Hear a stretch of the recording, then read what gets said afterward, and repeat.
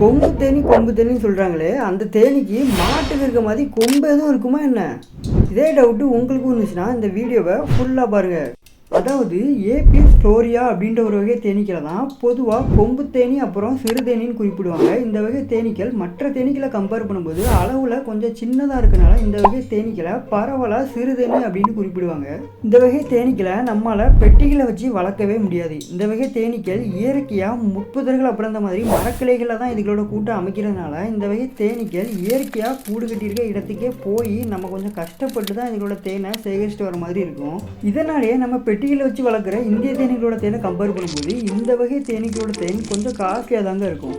ஆனால் நம்மக்கிட்ட இந்த கொம்பு தேனுமே பெஸ்ட்டு ப்ரைஸில் டாப் குவாலிட்டியில் அவைலபிளாக இருக்குது. வேணுன்றவங்க ஸ்க்ரீனில் தெரிஞ்ச நம்பரை கனெக்ட் பண்ணி வாங்கிக்கோங்க.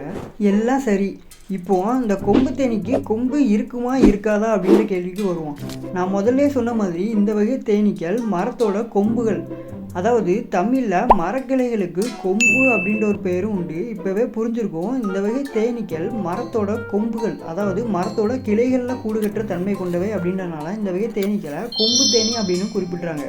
மற்றபடி இந்த தேனீக்கு மாட்டுக்கு இருக்க மாதிரி கொம்பெல்லாம் ஒன்றும் இருக்காது. அப்புறம் இந்த வீடியோ பிடிச்சினா மறக்காமல் லைக் பண்ணி விட்டுருங்க. இதே மாதிரி தேன் பற்றியும் தேனீக்கள் பற்றியும் சுவாரஸ்யமான தகவலை தெரிஞ்சுக்க நம்ம சேனலை ஃபாலோ பண்ணிடுங்க. அப்புறம் இந்த ஒரு வீடியோவை கொம்பு தேனீக்கு கொம்பு இருக்குமான்னு கேட்குற உங்களோட ஃப்ரெண்ட்ஸுக்கு ஷேர் பண்ணி விட்டுருங்க. நெக்ஸ்ட் வீடியோவில் நாளைக்கு பார்க்கலாம்.